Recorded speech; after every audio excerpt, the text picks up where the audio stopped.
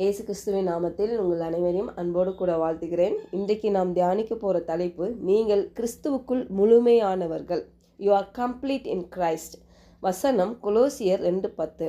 மேலும் சகல துரைத்தனங்களுக்குள்ளும் அதிகாரத்துக்கும் தலைவராயிருக்கிற அவருக்குள் நீங்கள் பரிபூரணம் உள்ளவர்களாய் இருக்கிறீர்கள்.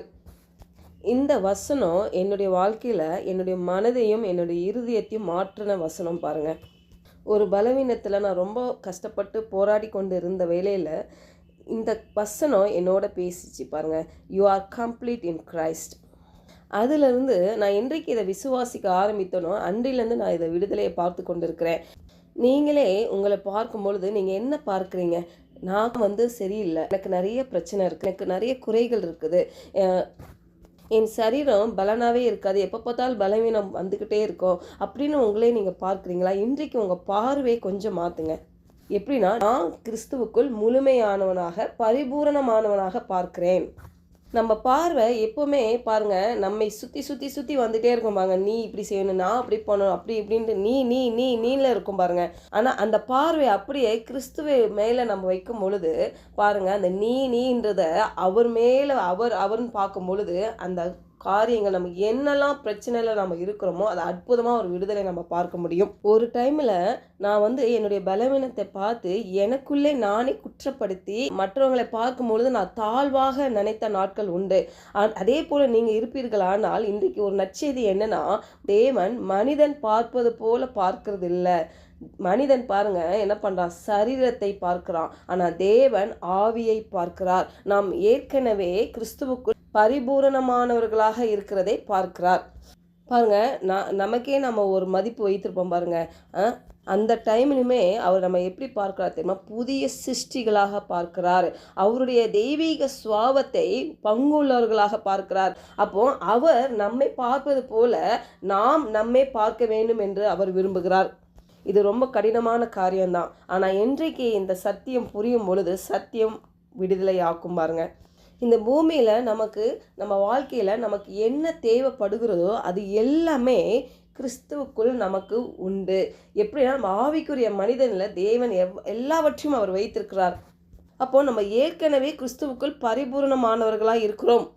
அப்போது நம்ம செய்ய வேண்டியது என்னன்னா, இந்த உண்மையை, இந்த வசனத்தை நம்ம விசுவாசித்து எனக்கு தேவைப்படும் எல்லாமே இயேசுதான் என்று அறிக்கையிட்டு இந்த பரிபூரணத்தில் தினந்தோறும் நடப்பது தான் பாருங்கள். ஏன்னா அவர் தான் பாருங்கள் நம்முடைய முழுமையான மன்னிப்பு, முழுமையான நீதி, முழுமையான தயவு, முழுமையான பாதுகாப்பு. அதனால் நம்ம வாழ்க்கையில் இருக்கிற தேவைகளையும் நம்மளுடைய பிரச்சனைகளையும் போராட்டங்களையும் நினைத்து கவனம் செலுத்தாதபடி அந்த டைமில் நான் கிறிஸ்துவுக்குள் நான் எல்லாவற்றிலும் எப்படி பரிபூரணமாக இருக்கிறேன் என்பதில் நம்ம கவனம் செலுத்த வேண்டும். ஒருவேளை பலவீனம் இருக்குதுன்னா அவருடைய பலனை நம்ம தியானிக்கணும். பாருங்கள், நம்மளுக்கு தேவைகள் குறைவுகள் இருக்குதுன்னா அவருடைய நிறைவை நம்ம தியானிக்கணும்.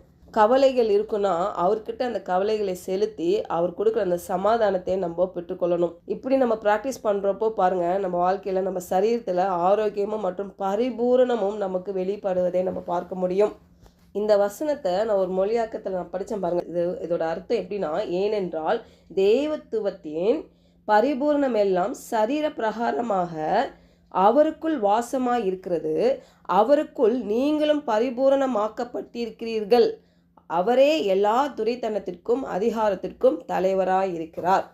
இந்த வசனத்தை நம்ம விசுவாசிக்கும் பொழுது நம்ம சுயமான காரியங்கள்லாம் சிலுவையில் மறித்து பிறகு நம் கிறிஸ்துவின் பரிபூரண சாயலில் உயிர்த்தெழப்பட்டவர்களாய் இருக்கிறோம்.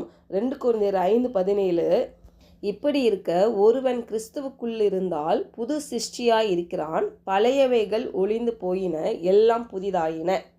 நம்ம கிறிஸ்துவுக்குள் புது சிருஷ்டியாக இருக்கும் பொழுது பழைய மனுஷன்கிட்ட இருந்த பயம், வியாதி, பிரச்சனை, போராட்டம், கவலை, குற்ற உணர்ச்சி, பெருமை, தற்புகழ்ச்சி, இது எல்லாம் ஒளிந்து போயிடுச்சு, எல்லாம் புதிதாயின. எப்படின்னா கிறிஸ்துவுக்குள். இப்போது நம்ம கிறிஸ்துவுக்குள் முழுமையானவர்களாயிட்டோம். அப்போது நான் கிறிஸ்துவுக்குள் பரிபூர்ணம் ஆகிட்டேன். ஆனால் இப்போது நான் ஒரு வீழ்ச்சியடைந்த உலகத்தில் தான் நான் வாழ்ந்து கொண்டு இருக்கிறேன். இன்னும் நான் உயிர்த்தெழுந்த சரீரத்தை நான் பெறலை. ஆனாலும் இந்த சத்தியம் மாறாது. பாருங்கள், எபேசியர் 2:7, கிறிஸ்து இயேசுக்குள் நம்மை அவரோட கூட எழுப்பி உன்னதங்களிலே அவரோட கூட உட்காரும் செய்தார்.